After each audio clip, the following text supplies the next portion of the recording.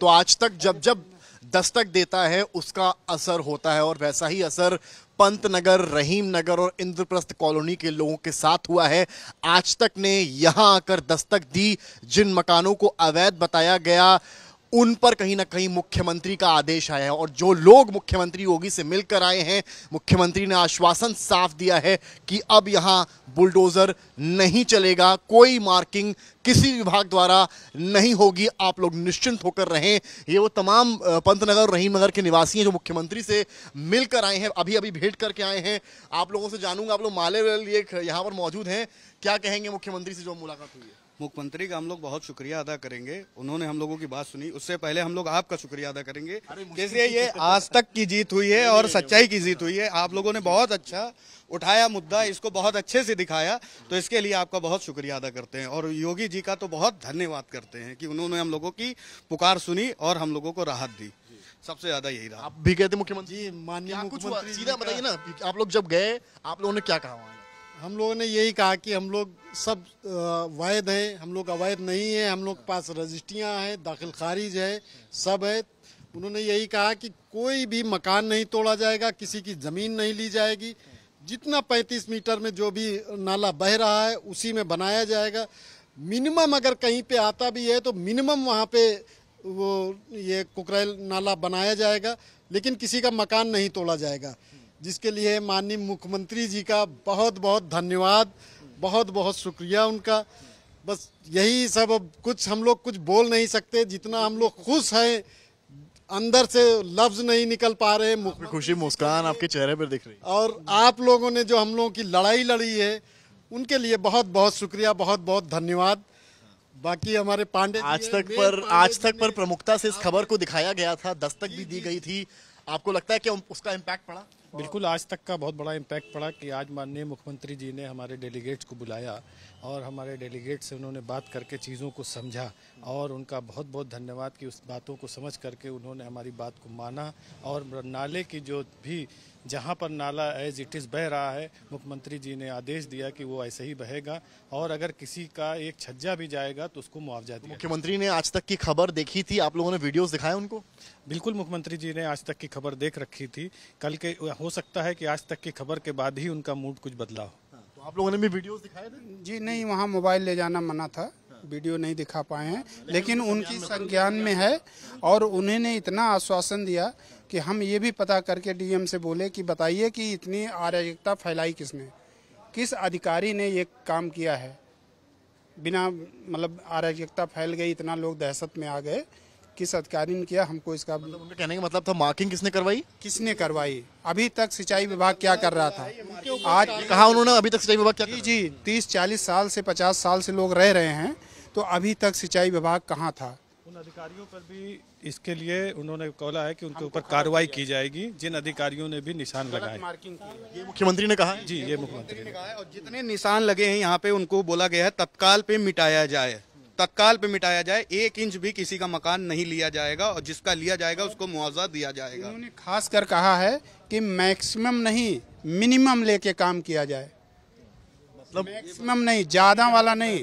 नदी के अंदर जो पानी बह रहा है, किसी का मकान, किसी का कोई अतिक्रमण, केवल अकबर नगर का एरिया आएगा। जी जी जी, आश्वासन दिया है कि कोई भी मकान नहीं टूटेगा, और उनका जिनके पास रजिस्ट्रियां हैं, जिनके पास वैध दस्तावेज हैं, जो अपने आप को वैध दस्तावेज कह रहे हैं, उनका किसी का मकान टच नहीं किया जाएगा। उन्होंने तो रजिस्ट्रियां एकदम दीवार पर ही मुकम्मल कर दी थी। हम लोगों के पास में अपना सत्याग्रह कराने के अलावा कोई और रास्ता नहीं था, उसमें आप लोगों का सपोर्ट रहा। आपने जिस हिसाब से महिलाओं और बच्चों का और वृद्धों का जो भी आपने दर्द था, जो आपने प्लेस किया, जो भी आपने प्रस्तुत किया टीवी के माध्यम से, मीडिया के माध्यम से, उसका ही हम लोग को परिणाम देखने को मिला।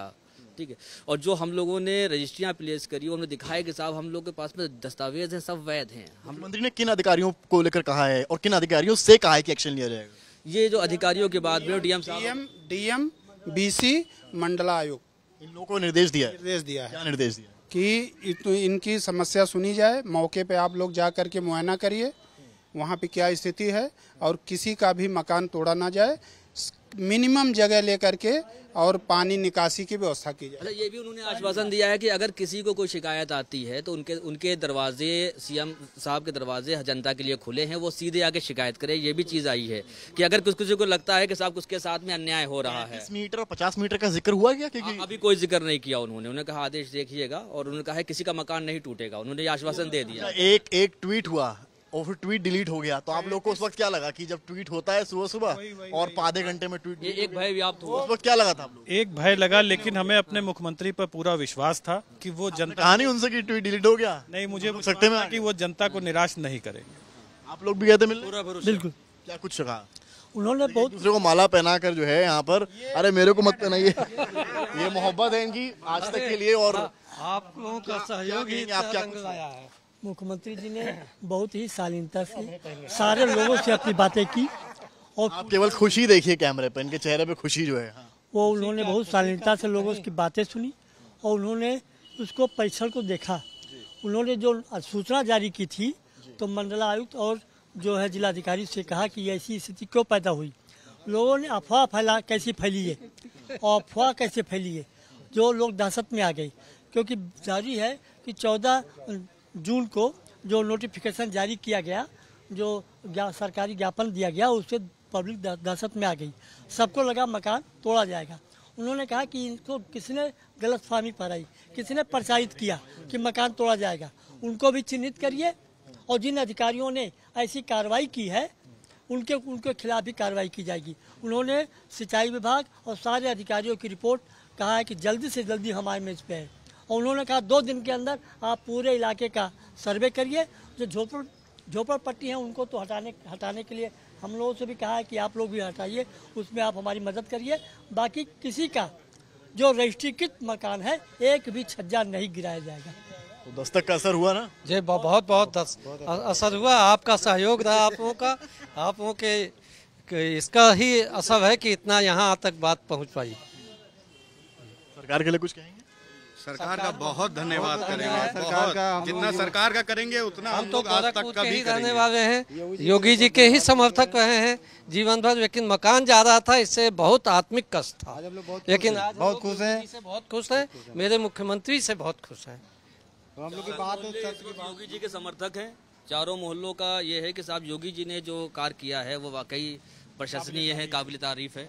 ठीक है, और इसके लिए उन्होंने भी आश्वासन दिया है कि साहब जो दोषी कर्मचारी हैं जिन्होंने अराजकता फैलाई, उनके खिलाफ कार्रवाई, इससे बढ़कर क्या हो सकता है। माले पहनाने का दौर खत्म नहीं हो रहा, लेकिन बड़ी बात जो कही है मुख्यमंत्री ने, आश्वासन तो दिया ही है, अब घर इनके बच गए हैं, इनकी जो छत है वो बच गई है। लेकिन बड़ी बात मुख्यमंत्री ने जो कही है कि वो कौन अधिकारी थे, वो कौन से विभाग थे जिन्होंने इस तरह की गलतफहमी फैलाई, अराजकता शब्द का इस्तेमाल किया है। और अब मुख्यमंत्री का जो हंटर है वो उन अधिकारियों के खिलाफ भी चलेगा। लेकिन फिलहाल यहाँ पंतनगर और रहीम नगर के चेहरों पर केवल और केवल मुस्कान है। कैमरामैन नीरज कुमार के साथ समर्थ श्रीवास्तव, लखनऊ आज तक।